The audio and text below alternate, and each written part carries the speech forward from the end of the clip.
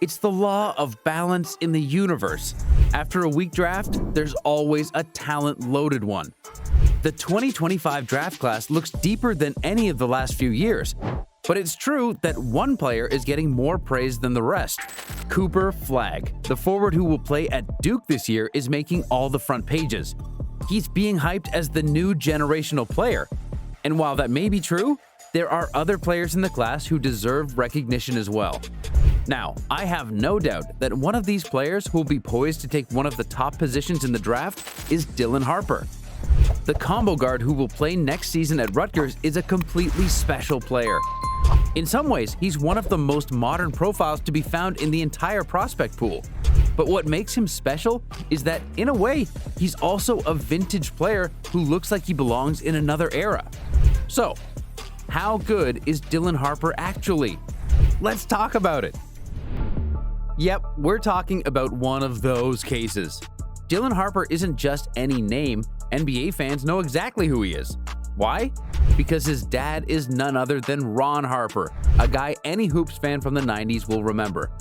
5 NBA championships in 15 seasons? Yeah, that Ron Harper. So you know the basketball bloodline runs deep in the Harper family. Ron wasn't just a member of Jordan's Bulls dynasty, he also played alongside Shaq and Kobe in the Lakers dynasty. Talk about a resume. And his mother, Maria, is also a baller and a coach. And if that's not enough, his older brother, Ron Harper Jr., who also played basketball at Rutgers, is currently suiting up for Boston Celtics. So yeah, Dylan pretty much had no choice but to fall in love with basketball. But in some ways, we may be talking about the player with the most potential in the family, because his career has been brilliant from the start. By the time he attended Don Bosco Preparatory School, he was already a star. In fact, he averaged 25 points, 6 rebounds, 3 assists, and 2 steals per game during his junior year, which allowed him to become the Boys Basketball Player of the Year in New Jersey.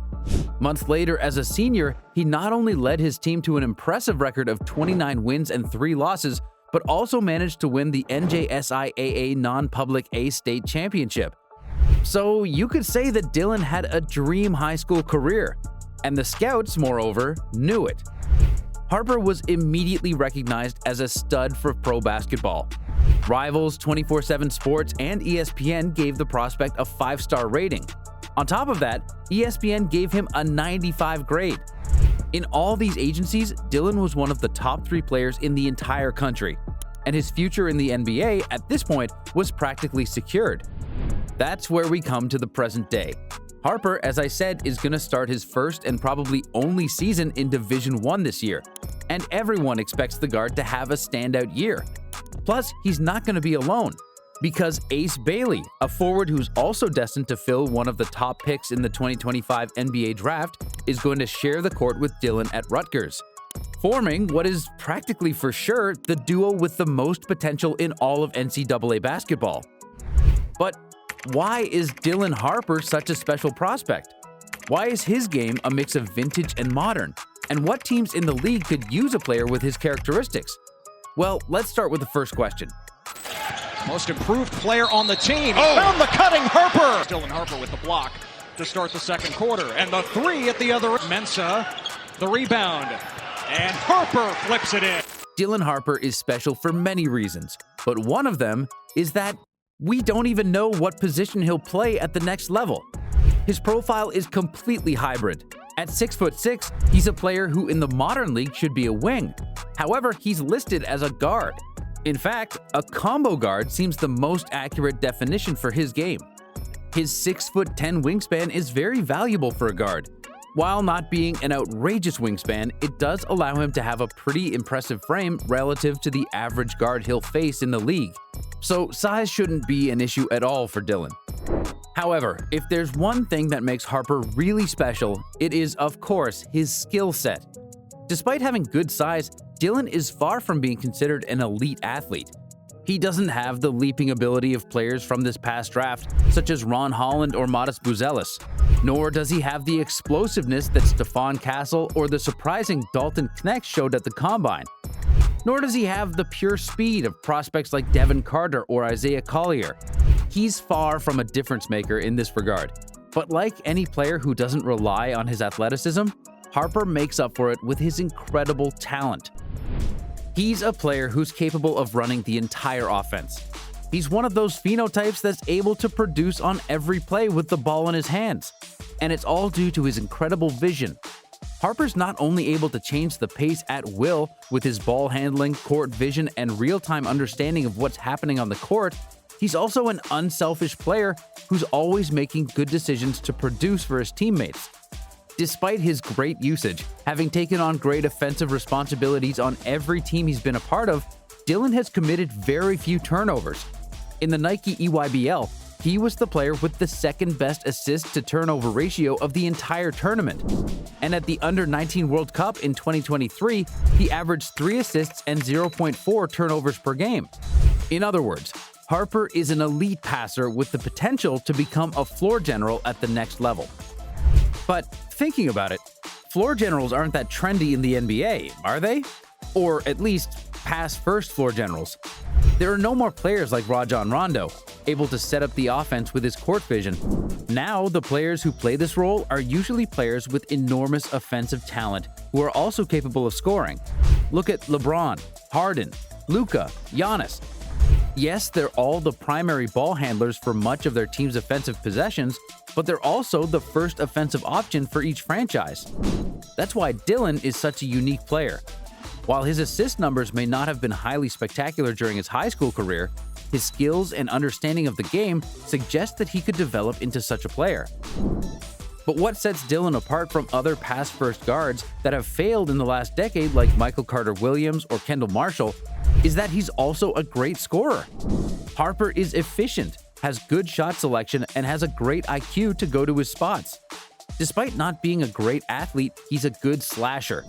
Thanks to changes of pace, changes of direction in a style that in some ways is reminiscent of Shai Gilgeous-Alexander or Luka Doncic, he makes up for that lack of explosiveness with an arsenal of technical moves that allow him to get the bucket. He has a good floater, he has a good touch near the hoop, and above all, he has great instincts. But he doesn't play above the rim like the most athletic guards. In the Nike EYBL in 2023, a circuit that includes some of the best prospects from around the world, he averaged 18.9 points on an excellent 50.4% shooting from the field. And if that wasn't enough, Dylan is also a great rebounder for his position, immediately becoming a triple-double threat in the NBA. So, what are his weaknesses? The most glaring at first glance is his lack of range. Dylan's not an excellent long ball shooter. In that Nike EYBL in 2023, he averaged 33% on 4.5 attempts. If we look at his averages in the Under-19 World Cup, this percentage drops to 25% on 3 attempts per game. Although the most alarming problem seems to be his free throws. In the 2023 EYBL, he made only 59% of his free throw attempts. It's clear that Dylan, like many other prospects, has to polish his efficiency from long range if he wants to become a difference maker in the NBA. Or he could end up suffering the same consequences as other super talents like Ben Simmons. That said, his ability to create off the dribble shows that Harper has the instincts to become a 3-level scorer in the league. Here's the real issue with Dylan Harper: his mobility. Now, in high school and even college, you can make up for a lot of athletic shortcomings with raw talent. But in the NBA, that's a whole different ballgame. You're up against the best athletes on the planet. At 6'6" and not exactly quick-footed, Dylan could be in for a rude awakening when he's asked to guard some of the league's quicker, shiftier guards. In a league that's all about defensive versatility and the ability to switch seamlessly, Harper's gonna need to log some serious hours in the gym if he wants to hang with the big boys.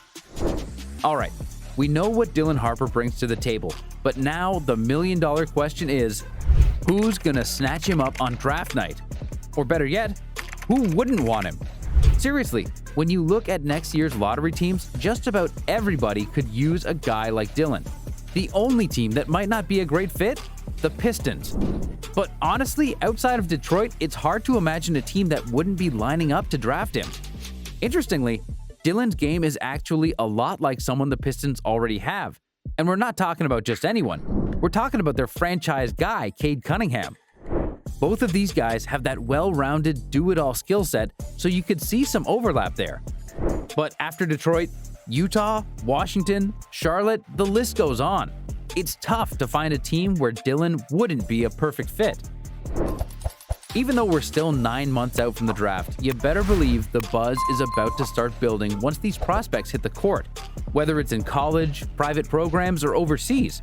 And trust me, one name you're going to hear a lot of is Dylan Harper. But we'll have to wait over a year before we see him rocking an NBA jersey. And by then, I guarantee you, he's going to be an even better prospect than he is today.